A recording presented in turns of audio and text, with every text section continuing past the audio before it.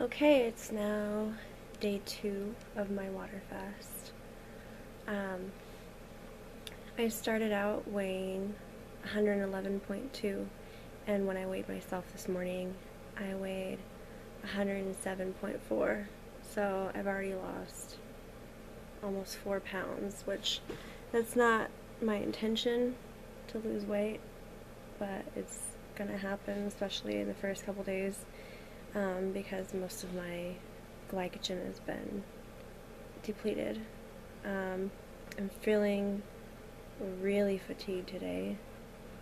That's why I'm laying down. It takes a lot of effort just to get up and take a shower today was a huge, just a big chore. I did go tanning today. I don't usually go tanning, but I forgot to mention this in my first video, but I'm going to Peru in 2 weeks, and I don't want to burn when I'm there, and I'll talk about that later a little bit more in another video. But it's one of the reasons why I wanted to do this fast. I wanted to do this fast after I quit my job and before I went to Peru. And that brings me to another point, is that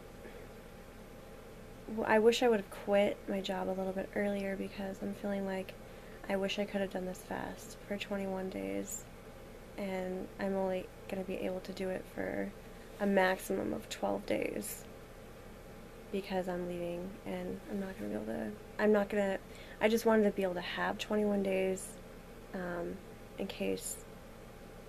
You're not supposed to really time your fast, you're supposed to just listen to your body. Your body tells you when it's ready to stop fasting, when true hunger comes back, which seems a little strange to me because they say in a lot of different fasting books, including doctors have said this, that true hunger comes from a tickling sensation in the back of the throat, not from your stomach, which to me is like, obviously food goes to your stomach, why wouldn't you feel hunger in your stomach? But I just wanted to wait until my body was done cleaning and would let me know, and I don't want to stop that process especially when I'm getting to the deeper parts of it after 10 or 12 days. But it's okay. I mean, I can do this now, and then I could do a 21-day fast maybe in a couple months or something like that.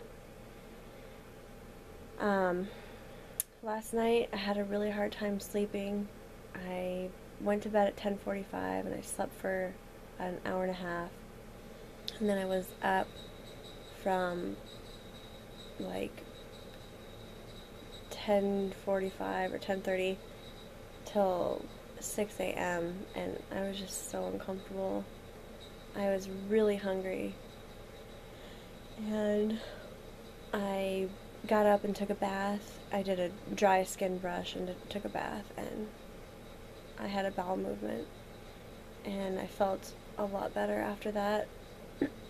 I took a ketone strip and tested my urine, and it was almost all the way at the darkest purple. But I know that can also be due to, if you aren't using any energy, like if you're sleeping, you'll have a lot more ketones in your urine. But I just tested it again a little bit ago. It's about 8 o'clock right now, I think. Yeah, it's about 8 o'clock right now, and I tested it just a little bit ago, and it's almost all the way dark purple. So if I'm not fully in ketosis right now, I definitely will be by tomorrow morning, but I'm pretty sure I am right now. Every time that I stand up, I just get super lightheaded and dizzy and almost feel like I'm gonna fall over. It takes a lot of effort to go up and down the stairs when I have to go let my dog out to go potty. I took a little nap a little bit ago, and I'm really hoping that I'll be able to sleep tonight because it's really hard laying there at night, like not able to sleep. But yesterday I felt like I could feel more of an urge to eat. I don't feel it today, but in the past my eating pattern was to eat at night. I know that's not really healthy or whatever, but I've always eaten late at night, and So I was feeling hungry last night, and I hope I don't feel hungry tonight, but I might. Um,